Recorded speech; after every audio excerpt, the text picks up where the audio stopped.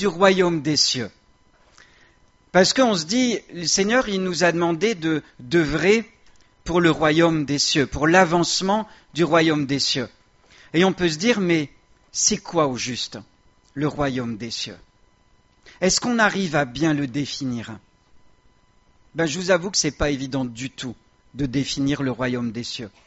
Et Jésus, pour l'expliquer, il a donné plein d'images qu'on appelle des paraboles. Plein d'images du royaume des cieux. Et ce matin, je vous propose qu'on en parcourt seulement 2. Il y en a beaucoup. La réflexion n'est pas du tout terminée à l'issue de ce petit moment de partage, parce qu'il y a beaucoup de paraboles qui parlent du royaume des cieux.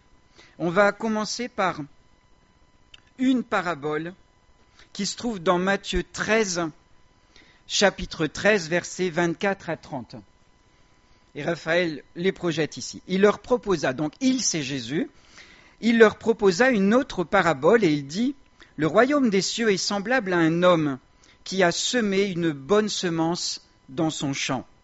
Mais, pendant que les gens dormaient, son ennemi vint, sema de l'ivraie, c'est-à-dire des mauvaises herbes, ce qu'on appelle des mauvaises herbes, parmi le blé, et il s'en alla. Lorsque l'herbe eut poussé et donné du fruit, l'ivraie parut aussi. Les serviteurs du maître de la maison vinrent lui dire « Mais Seigneur, n'as-tu pas semé une bonne semence dans ton champ? D'où vient donc qu'il y a de l'ivraie ?»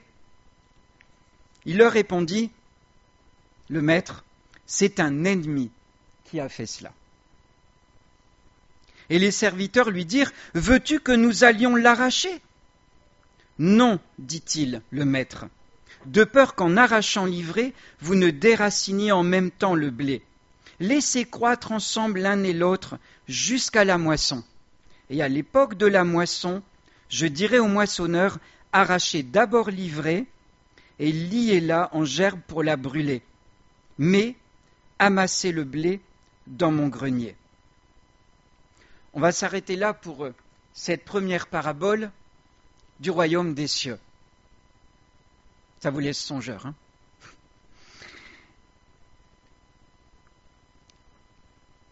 Dans cette parabole, on découvre 2 semences.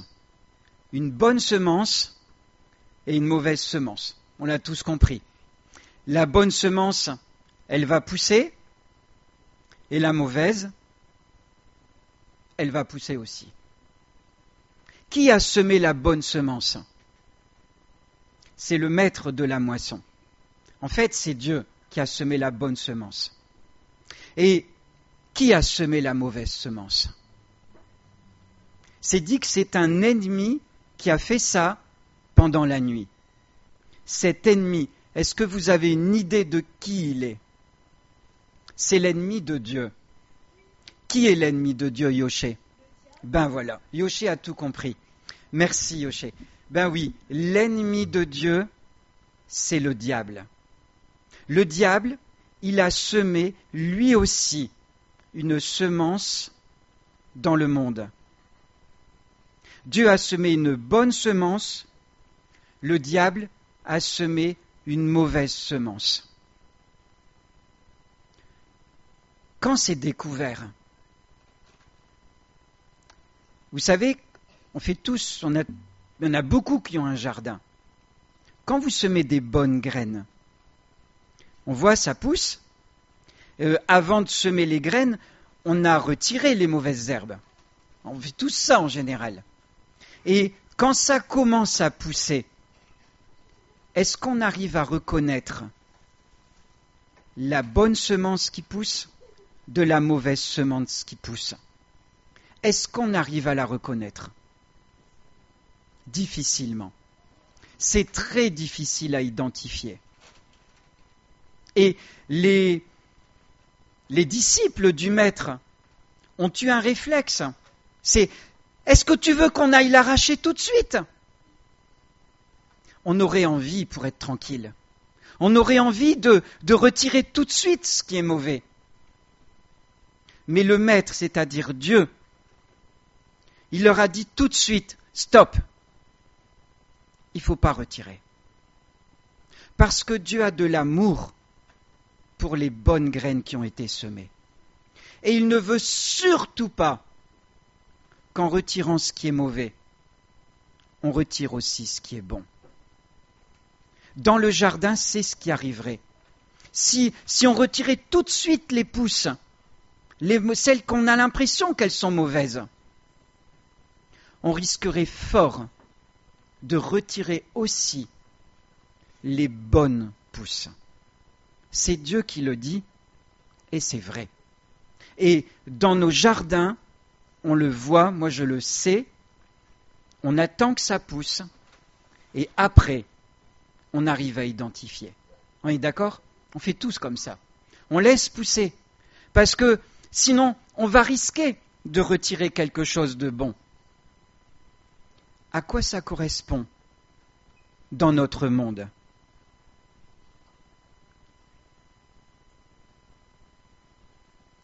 C'est le monde qu'on voit aujourd'hui.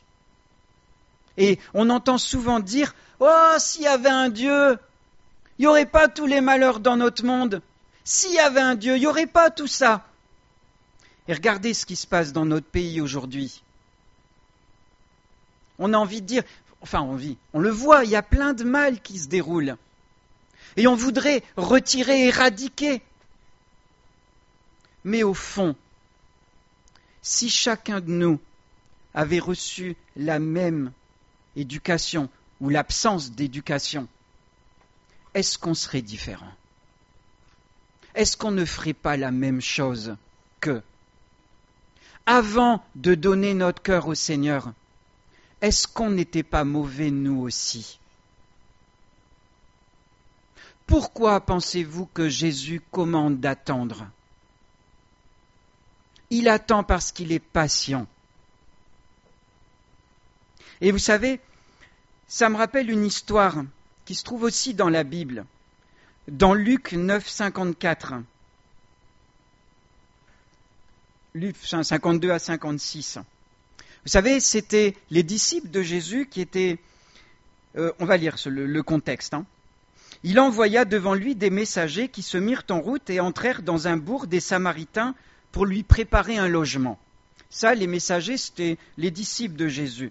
Mais on ne le reçut pas parce qu'il se dirigeait vers Jérusalem. Donc les Samaritains n'ont pas voulu recevoir Jésus et ses disciples parce qu'ils allaient à Jérusalem. Il y avait vraiment ils s'entendaient pas, les Samaritains et les Juifs. Mais les disciples, Jacques et Jean, voyant cela, dirent « Seigneur, veux-tu que nous commandions que le feu du ciel descende et les consume ?» Que leur a répondu Jésus ? Se tourna vers eux et les réprimanda, disant « Vous ne savez de quel esprit vous êtes animés. » Et écoutez bien la suite. Car le Fils de l'homme, c'est-à-dire Jésus, il est venu non pour perdre les âmes des hommes, mais pour les sauver. Vous savez, nous, on voit des gens mauvais qui nous entourent. On voit des gens qui font le mal. On aurait envie de les éradiquer. Mais que nous dit Jésus ? Il est venu non pas pour perdre, mais pour sauver. Jésus, il est venu pour sauver. Et si on retire tout de suite ce qui est mauvais, il n'y a aucune chance que ça se transforme en bon. Si on tuait tous ceux qui font le mal, est-ce qu'ils auraient une chance un jour de rencontrer Dieu ? On leur supprimerait ce privilège de rencontrer Jésus un jour dans leur vie. Il y a combien de brigands qui ont rencontré Christ et qui ont été changés par Dieu? Il y en a beaucoup. Et nous-mêmes, est-ce qu'on était bons avant de rencontrer Christ ? Non. Non, on ne l'était pas. Et c'est pour ça que Jésus a commandé d'attendre l'époque de la moisson. Vous savez, le moment où vraiment ce qui est mauvais de ce qui est bon, la séparation se fera, non pas aujourd'hui, non pas à notre époque, mais à la fin du monde. Quand Jésus reviendra, là ce sera ce qui s'appelle l'époque de la moisson. Jésus explique cette parabole en disant qu'il enverra ses anges, et là il n'y aura plus d'ambiguïté. Ce qui est mauvais et ce qui est bon. Il y aura ceux qui auront donné leur vie à Christ et qui seront de la bonne semence, ceux qui n'auront pas voulu écouter la vérité et qui seront appelés les fils du malin. Parce que dites-vous bien qu'il n'y a pas de milieu. Soit on est enfant de Dieu, soit on est enfant du diable si on n'est pas enfant de Dieu. Qu'on le veuille ou non, c'est l'un ou c'est l'autre. Et à l'époque de la moisson, à la fin du monde, Dieu enverra ses anges qui arracheront l'ivraie, les mauvaises herbes, qui les jetteront là où il y aura le feu qui ne s'éteindra point, là où il y aura des pleurs et des grincements de dents, des regrets énormes qui dureront toute l'éternité, là où on n'a pas envie que vous vous trouviez un jour. Aujourd'hui, vous avez encore le moyen de choisir. Jusqu'à une date qu'on ne connaît pas, qui est notre mort en fait. Quand on meurt, les dés sont jetés. Le choix qu'on a fait pendant tout le temps de notre vivant pour être une bonne semence, il s'achève au moment où on meurt. Ne croyez pas qu'il y a moyen de rattraper au-delà. Ça s'arrête à notre mort. Après la mort, il y a le jugement. Jésus n'a pas prêché autre chose que ça. Et si on veut ne pas pousser comme les mauvaises herbes, le seul moyen, c'est de donner sa vie à Jésus-Christ. Et je termine par une autre parabole, toujours dans Matthieu, chapitre 13. Jésus a donné une autre facette du royaume de Dieu. On le lit. Le royaume des cieux est encore semblable à un marchand qui cherche de belles perles. Il a trouvé une perle de grand prix et il est allé vendre tout ce qu'il avait et il l'a achetée. Est-ce que ça ressemble à la parabole qu'on vient de lire ? Non, on dirait que ça n'a rien à voir. C'est parce que c'est une autre facette encore du royaume des cieux. Et il y en a beaucoup. Jésus a illustré par beaucoup de paraboles ce qu'est le royaume des cieux. Et écoutez bien cela. Ça rejoint ce que je viens de vous dire. Qui c'est, à votre avis, le marchand de perles ? Le marchand qui cherche des perles ? Est-ce qu'il y en a qui pensent que c'est nous, en fait ? Et on va tout donner pour Dieu. Mais pensez-vous qu'on puisse acheter Christ ? Non, on ne peut pas acheter. On ne peut pas acheter, on ne peut pas payer notre salut parce qu'il n'a pas de prix. En fait, le marchand de perles qui cherche des perles de prix, c'est Jésus. Et la perle, c'est toi ce matin. C'est toi la perle que Dieu cherche. Et ce qu'on a dit aux enfants, c'est qu'ils ont été choisis par Dieu. Dieu, c'est ce marchand de perles. Et ce matin, c'est toi qui es la perle. Et qu'est-ce qu'il a fait, Dieu, pour t'avoir, pour t'acheter ? En fait, c'est Christ qui a donné sa vie.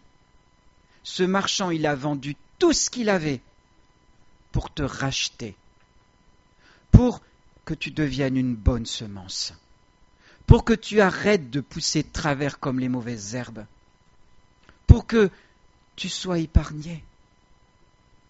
Dans Philippiens 2, Raphaël,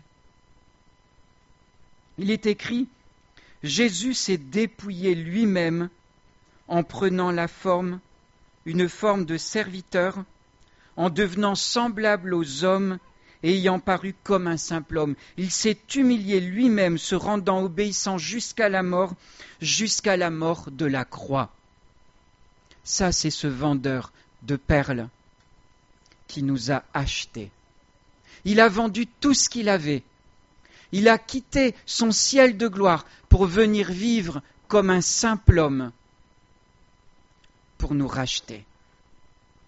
Est-ce que vous vous rendez compte du prix qu'il a payé pour te racheter? Et les enfants, Jésus, il a donné sa vie pour vous racheter. Les adultes, les parents qui êtes là, peut-être pour la première fois, si vous ne l'avez jamais entendu, sachez que Jésus, il a tout donné pour vous racheter, parce qu'il veut que vous soyez la bonne semence, celle que le Maître a semée. Il ne veut pas que vous soyez des fils de l'ennemi de Dieu. Il a tout donné pour vous racheter. Alors si tu as compris ce message, sache bien une chose. Tu peux dire à Jésus, j'accepte le rachat que tu as fait. J'accepte de quitter l'enfant du diable que je suis. C'est peut-être dur à entendre, mais soit tu es enfant du malin, soit tu es enfant de Dieu. Et ce matin, tu as une occasion de devenir enfant de Dieu. Est-ce qu'on a compris? Le choix, il te revient. Dieu, il a fait tout ce qu'il fallait. C'est toi qui dois juste dire, je suis d'accord, j'accepte. Et maintenant, au lieu de courir pour moi dans la vie, tu vas courir pour Dieu. Et c'est ce qu'on a appris aux enfants. Dieu les aime, il les a choisis, il a payé le prix pour eux. Et Dieu veut que désormais, on arrête de courir pour nous-mêmes dans la vie, mais qu'on court pour Dieu, qu'on court pour lui, pour remporter le prix à la fin. C'est de ne pas être les mauvaises herbes arrachées, jetées au feu, mais d'être la bonne semence qui va être mise avec une couronne dans le royaume de Dieu, quand Jésus viendra à la fin du monde. Et nous, on sait que ça arrive, ça s'approche, parce que dans la Bible, il y a beaucoup de choses qui sont écrites qu'on est en train de voir avancer. Peu à peu, ça avance, ça s'accomplit. Et il faut qu'on se prépare pour la moisson qui arrive. Et c'est aujourd'hui que tu peux te dire, tu peux choisir dès aujourd'hui d'entrer dans le bon camp. Alors je propose qu'on ferme les yeux, je vais prier un petit peu, et si dans ton cœur, tu sens que c'est le moment de décider, bien tu le dis au Seigneur. Seigneur, tu le dis dans ton cœur, je veux changer de camp. Je veux devenir un enfant de Dieu. Seigneur, merci pour ta parole. Merci pour tous ces versets qui nous racontent la réalité spirituelle, la réalité du monde invisible. Et nous voyons autour de nous que cette réalité du monde invisible, elle est réelle dans notre monde physique. Nous voyons bien que le mal pousse à côté du bien. Et dans ta patience, tu attends. Et tu as commandé à tous tes serviteurs d'attendre, de ne pas arracher trop vite. Parce qu'il est encore temps de choisir. Et Seigneur, ce matin, je te prie pour qu'il y ait des personnes qui choisissent de changer de camp, de devenir de tes enfants. Merci Seigneur parce que tu es bon, dans ta patience tu attends. Que personne ne rate ce moment. Amen.